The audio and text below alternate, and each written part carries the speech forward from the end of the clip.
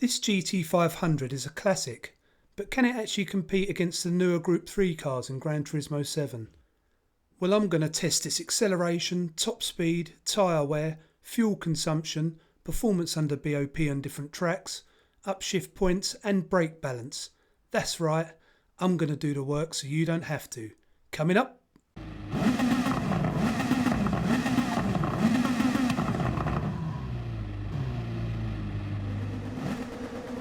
Hello again, and thanks for joining me. This time we're going back in time to fulfill a request from Meerman Racing. Today we're looking at the Toyota Supra GT500, and thanks for the request. First up, I'm testing the acceleration on this car over 5 separate runs. On each run I upshift at a specific point on the rev bar to establish how to get the fastest time out of it. The time for this first run upshifting 100% on the rev bar is 27.273. Regular viewers might be wondering why I've started with the upshift at 100% run in second gear with only 75% throttle at the start. We'll look at what I had to contend with the first time I sprinted off the line in this car. MR cars are generally easy off the line, full throttle, release handbrake, go. FR cars are more sensitive with the engine weight at the front and nothing to pin down the raw power of the rear wheel drive creating wheel spin. The wheel spin on this car is at another level, so I had to do some tests. The first two helped me see the difference between upshifting straight to second or revving out first for a couple of seconds. No difference. The next 6 were testing with less throttle pressure at the start to see if slamming down on the gas helped or hindered the times. Adding pressure to the throttle slowly was better every time. Finally, I carried out the same test starting in second gear. It turns out that starting with 75% pressure and progressing to full throttle slower is the quickest in either first or second gear. So I started in second gear to give myself less to do. If I was racing this car, I'd probably use traction control for the start, but I can't do that here because none of the other cars have had assists on, and this series has more integrity than a Stanmarsh farm. In reality, there are less than 2 tenths between these times, and this is a one-time insight into some of the testing I don't usually show, just to get you thinking about how to get the most out of your favourite ride. Let's get back to upshifting. For true comparison between the cars, there must be a strict format and rules so that you can be confident that all of the cars have been tested as equally as possible. Settings for this test are equal conditions on, BoP on, medium racing tyres with tyre wear set at ×1, fuel consumption at ×1 with 100 litres in the tank, all assists are off and all the car settings are off including the brake balance. This run is 27.414.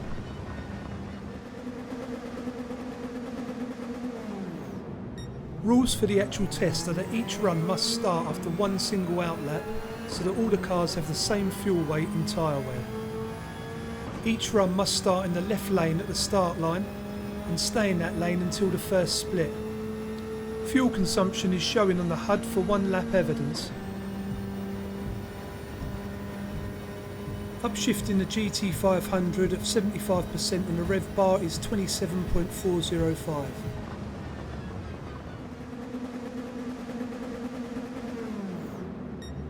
Knowing when to upshift your car matters in GT7. Watching these comparison videos is a small time investment for your success on the track. After the 5th run I'll show you the leaderboard with massive time variations for each car. I refer to these cars as either short shifters, standard shifters or full revvers. Upshifting at 90% on the rev bar is 27.310. Fully revving this Supra is not the fastest way to drive it, but it's always good to know when it tops out. So it hits 100% on the rev bar at about 7,200 revs and it tops out at 7,500 revs. So to fully rev it, I'm upshifting at a fraction before 7,500 revs. VR users only have this terrible in-car rev counter to judge it by, but to be fair, that's what they used back in the day, so I don't see why we can't now. Revving out the Supra is slower at 27.464.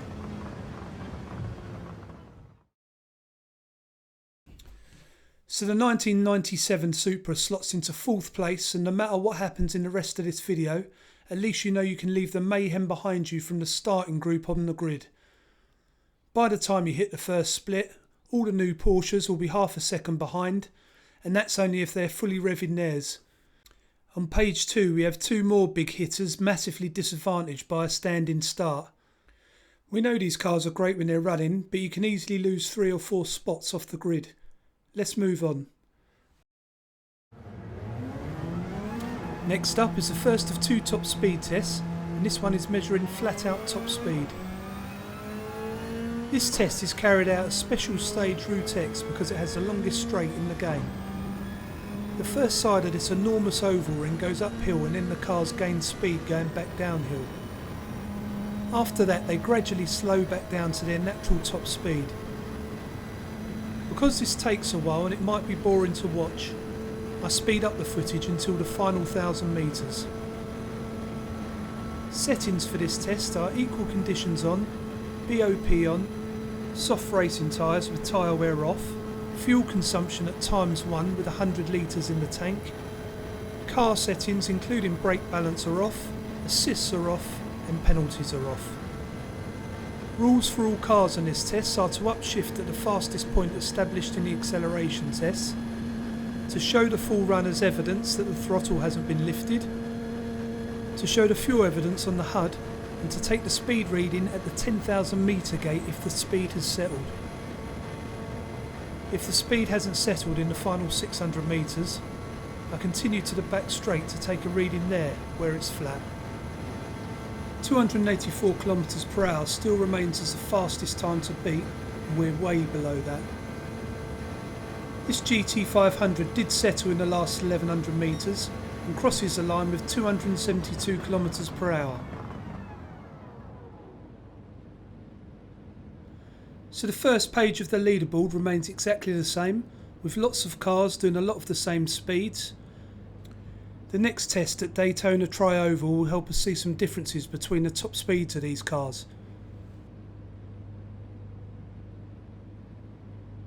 And then on page 2, the old Toyota Supra helps the Beetle finally lift itself from last place. No massive surprises here, I don't think. Let's move on to the next test. The second top speed test is used to establish how quickly these cars can complete a lap at Daytona Tri-Oval circuit. The focus is on which cars can maintain high speed while turning, and the footage starts at the end of the out lap and the beginning of the hot lap. Some cars lose speed more than others through high speed cornering, and this track allows me to keep my foot flat to the floor all the way round. As I go around the corners you will see the speed drop off slightly. Settings are exactly the same as the last top speed test for this one. Rules for all cars in this test are to complete only one single out lap to get up to speed before starting the timed lap, to accelerate to top gear using the fastest upshift points in the acceleration test, to stay as close to the yellow line on the inside of the track as possible, to switch to roof view to help keep the car off the yellow line while staying close to it, and to show fuel consumption on the HUD as evidence of just one out lap. So we already know from the last test that this old Supra is really slow flat out, and it crosses the line with a time of 53.499 here.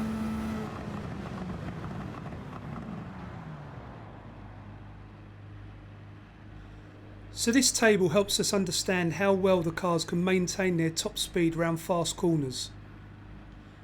The Audi and the McLaren both hit 284 km/h in the last test, and the Ferrari and the Mercedes both hit 282 km/h. The same can be said for the next 6 that all hit 280 km/h. The old Supra goes into last place again on page 2, and in this story the tortoise never catches the hare. These 2 cars are 2 seconds behind the leader and 1 lap of this circuit. Let's see how this Supra fares in the BoP tests. Next up we have the first of 3 balance of performance tests. On this one I'm testing a low speed BoP, and I use a Sardegna B layout for it. GT7 applies low speed BoP settings to all of the cars when they are racing under BoP restrictions on these displayed tracks.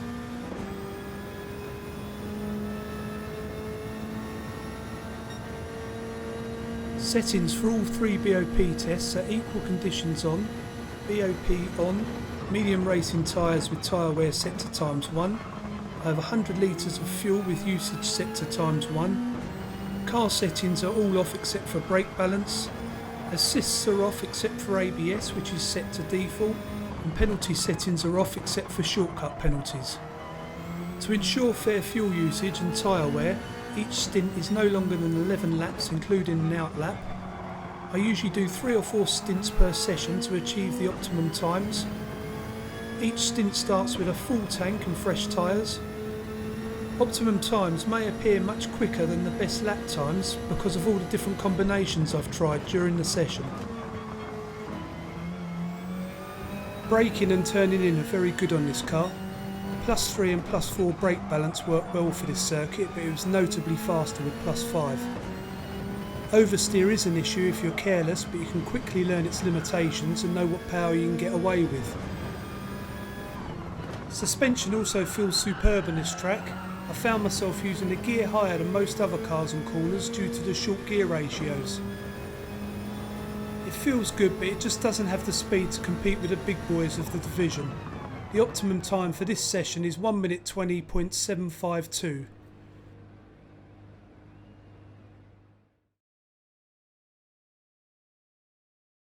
If I'm honest, I don't think I expected the Supra GT500 to make it to page 1 of the leaderboard because nobody seems to use it in online races. It does, however, have the second lowest weight in the low speed BoP with 1,181 kilos. It's 2 tenths slower than the Audi Evo in 7th place, even though it's a whole 134 kilos lighter, which exposes its lack of power. The 2 newest cars to the game still sit comfortably on top of this category. On page 2 it's the Honda NSX that drops down to join the Corvette. Let's move on to the mid-speed test. For the mid-speed BoP test I use the Road Atlanta circuit. GT7 applies mid-speed BoP settings to all of the cars when they are racing under BoP restrictions on these displayed circuits. If you've watched more than one of these comparison videos, you will have noticed that I say a lot of the same things at the same times throughout them. This is to save time. The main reason you're here is to compare these cars between one another. When I started making these videos, the reason they took so long to make is due to the testing, the editing and the script. The testing is the important part and the editing is essential. The script is to give you confidence that the tests are legitimate, and the repetitive generic parts are for the new viewers to understand what it's all about.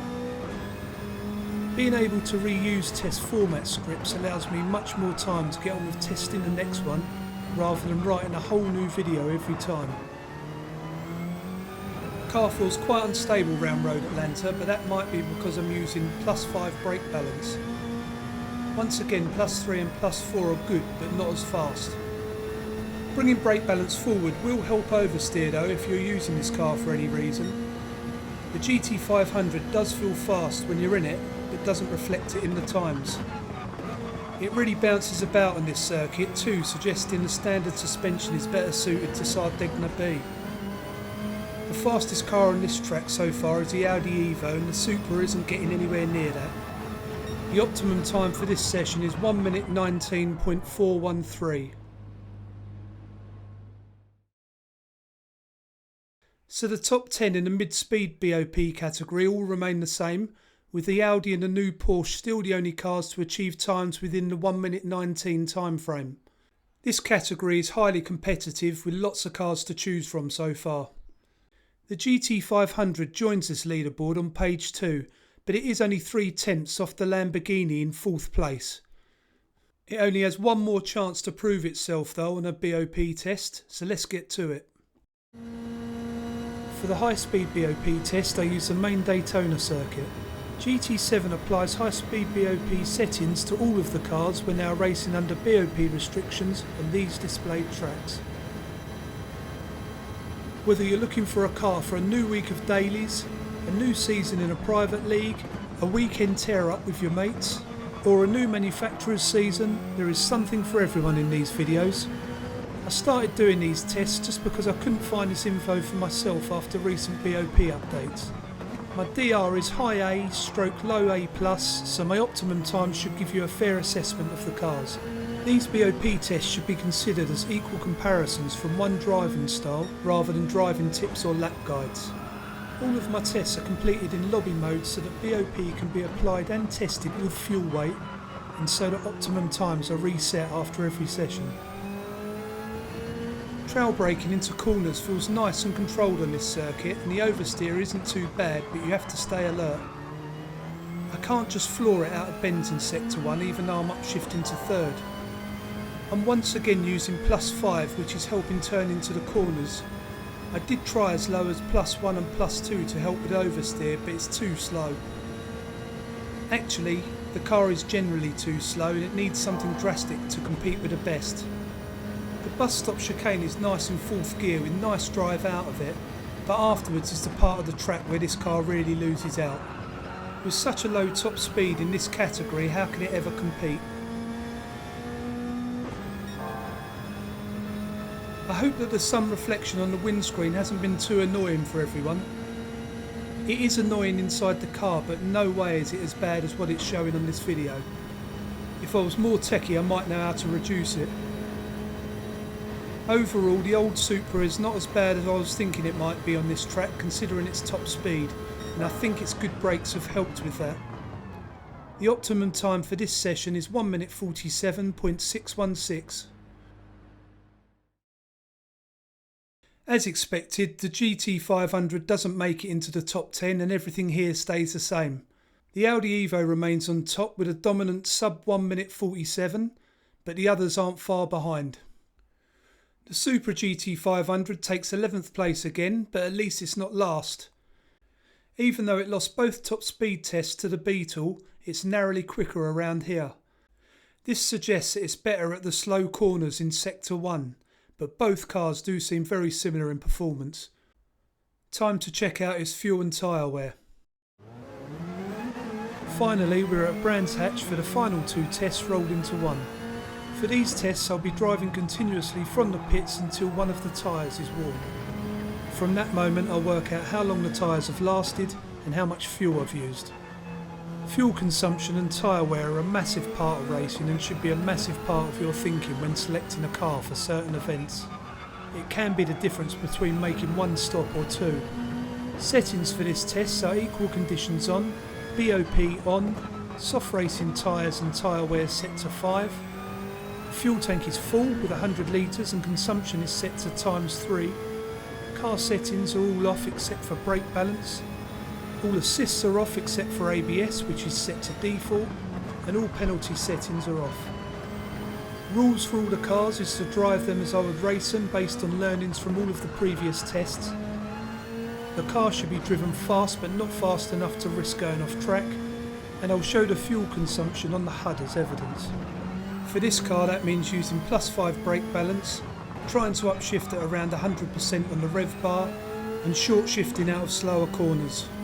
This test is a long one and speeding up the video is terrible to watch, so I cut out the middle part and I return when the tyres are nearly warm.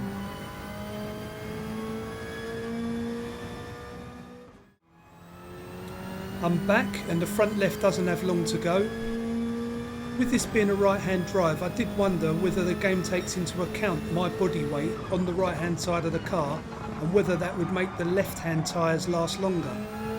If anyone knows the answer to that, maybe you can drop the answer into the comments. This has been a nice change to check out one of the older cars, but I do intend to get all of the newer cars done first. I'm always up against time doing these comparisons, and you never know when PD is going to decide to drop a new BoP update on us. For that reason, I think it's best to test the cars from the last 15 years or so that everyone uses, and then look for the hidden gems in the VGTs or the older cars afterwards. Anyway, you can see at the top of the windscreen we're on lap 10. That means that we've completed over 9 laps so far, and this test is going to end at this upcoming corner. This graphic shows where I've ended up on the track, meaning I've completed 9.5 laps. Considering the low weight, I think I expected just a little bit more than that. So the old Supra falls in at just about average on the tyre wear table, as there is not much at all between 3rd and 8th place. 2 cars were tied for 10th place, so I shifted them both onto page 2. The new Ferrari and the McLaren are literally streets ahead so far. The old Porsche joins the Beetle and the Corvette on page 2. Let's move on to the fuel usage. On the bottom right of the in-car HUD you can see that I have 52% of fuel left. As I started with 100 litres of fuel, that means I've used 48 litres. When I divide 48 litres by 9.5 laps, that means that the GT500 is using 5.5 litres per lap on this track.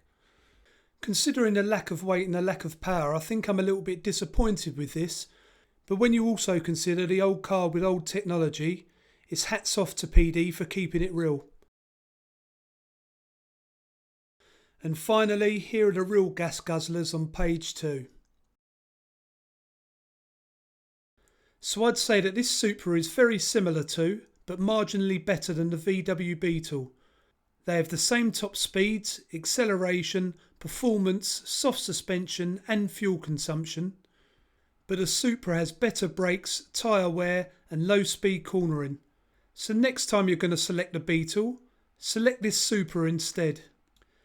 That's it from me, and it's back to the future for the next one. If you appreciate the work, then subscribing really helps the channel grow. Thanks as always for watching, and I hope to catch you next time.